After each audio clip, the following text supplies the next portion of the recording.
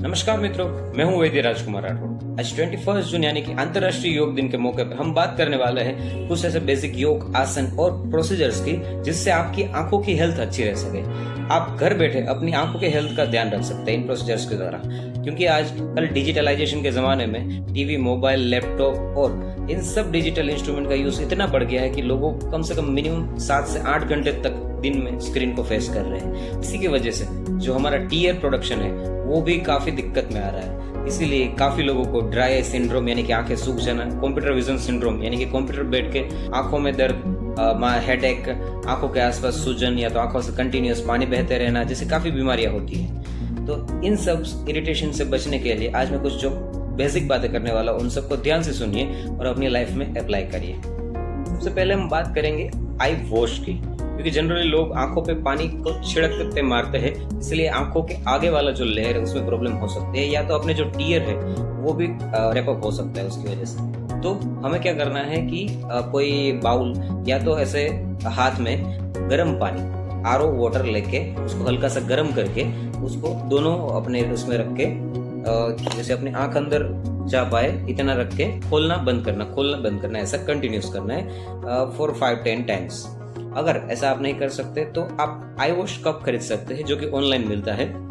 तो उस आई wash cup के जरिए अंदर आप ल्यूकवार्म वाटर जो आप सहन कर सके, इतना बहुत ज्यादा भी नहीं लेना, एकदम ठंडा पानी भी नहीं लेना, नेचुरल टेम्परेचर से थोड़ा सा हल्का सा ज्यादा लेके उससे आंख अंदर ब्लिंक करनी है कप में आंख डाल के, और 5 से 10 टाइम उसको खोल बंद करना है जिससे कि आपकी आंखें स्वस्थ हो जाए। आफ्टर प्रॉपर क्लीनिंग उसको प्रॉपर स्वच्छ कपड़े से फिर आंखों के आसपास साफ कर लेना है और फिर आपको आंखों को 10 से 15 बार ब्लिंक करना है,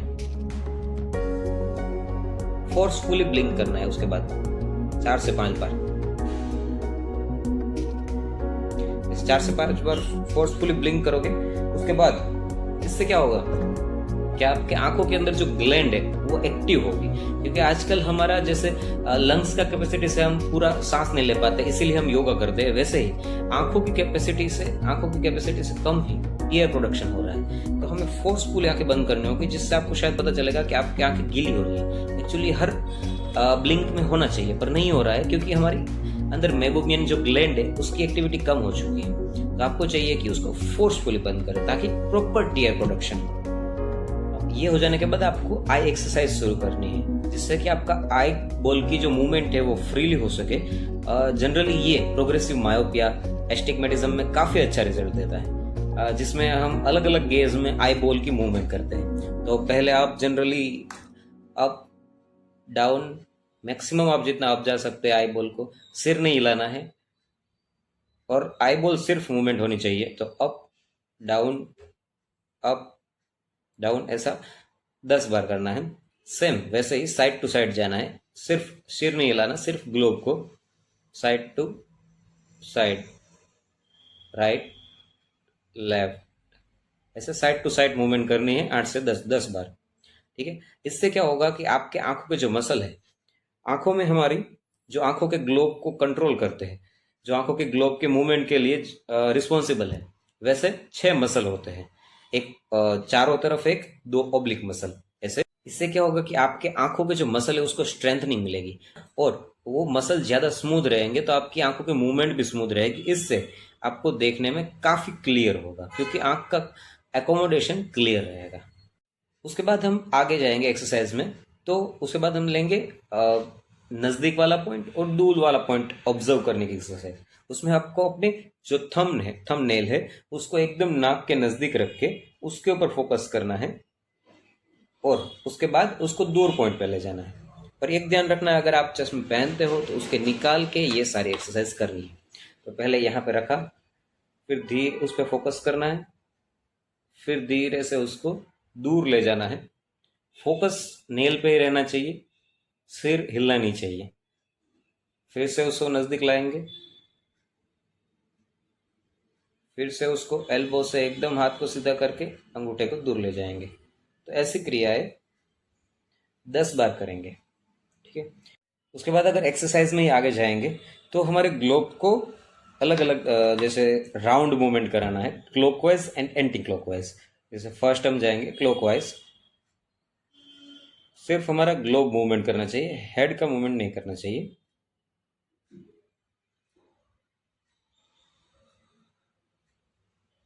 ऐसा क्लॉकवाइज देन एंटी क्लॉकवाइज।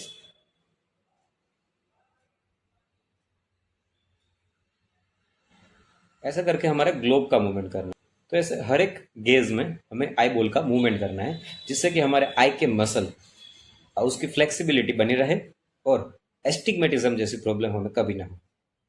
एक महत्वपूर्ण बात मैं यहाँ पे बताना चाहूंगा, इन हर एक्सरसाइज के बीच में हमें पामिंग करना है, यानी कि हमारे दोनों हाथ को घिस के, अच्छे से घिस के, जैसे वो थोड़े से हल्के गर्म होते हैं, आंखों पे लगाना है।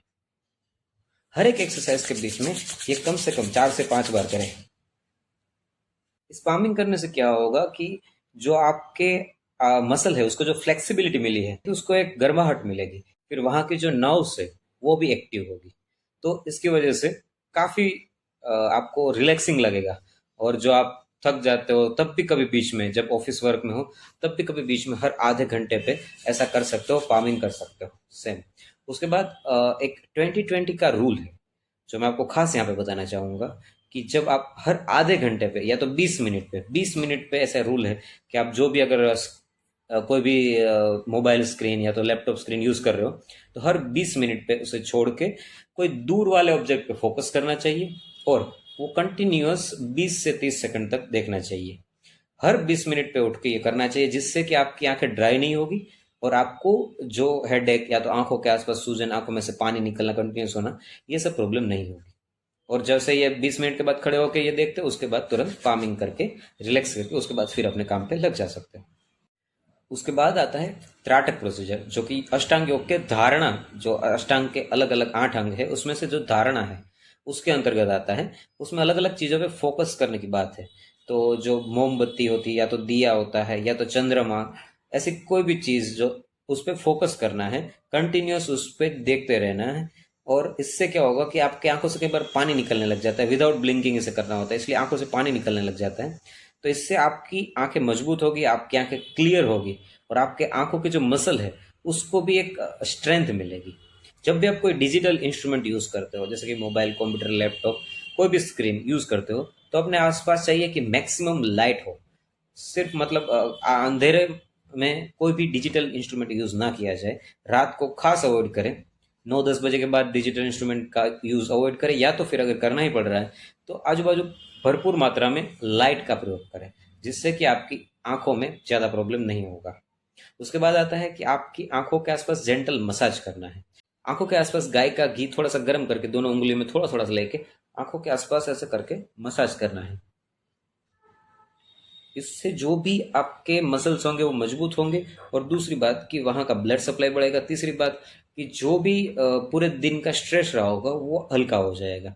इसके बाद दूसरी बात मैं आपसे महत्वपूर्ण ये करना चाहूंगा, आंखों की रोशनी के लिए हाथ और पैर के जो तलिए होते हैं उनमें, अगर आपके पास कांसे का बर्तन है तो ठीक है, नहीं तो आप सीधा हाथ में ही गाय का घी लेके उससे थोड़ा हल्का सा गर्म करके दोनों हाथ और पैरों के तलियों में घस दीजिए, हाथों के तलियों में और सेम पैरों के तलिए में भी। अगर कांसे का बर्तन या तो कांसे का कोई आपके पास पात्र है तो उससे आप घिसेंगे तो बहुत अच्छा।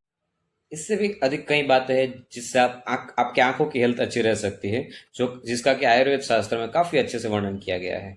आयुर्वेद शास्त्र में अलग अलग डिजीज, जैसे आजकल diabetic retinopathy, hypertensive retinopathy, glaucoma, retinitis pigmentosa, नक्तांधे मतलब रात को ना दिखना, मेन तो प्रोग्रेसिव मायोपिया, यानी कि जिनका नंबर 3-4 से अधिक है उनको खास ध्यान देने की आवश्यकता है, क्योंकि उनके बाद कॉम्प्लिकेशन होने के चांसेस हो सकते हैं, जैसे कि retinal detachment, retinal degeneration, myopic degeneration.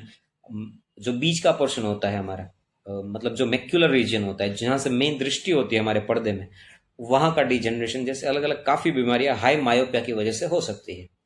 तो इनमें खास ध्यान देकर कुछ आयुर्वेद का ट्रीटमेंट लेना जरूरी होता है। अगर आपको ऐसी कोई भी बीमारियां हैं तो आप सीधा मेरा संपर्क कर सकते हैं, या आप मेरे ऑनलाइन या ऑफलाइन अपॉइंटमेंट ले सकते हैं। आयुर्वेद से जुड़े रहिए, स्वस्थ रहिए। Thank you. जय धन्वंतरी।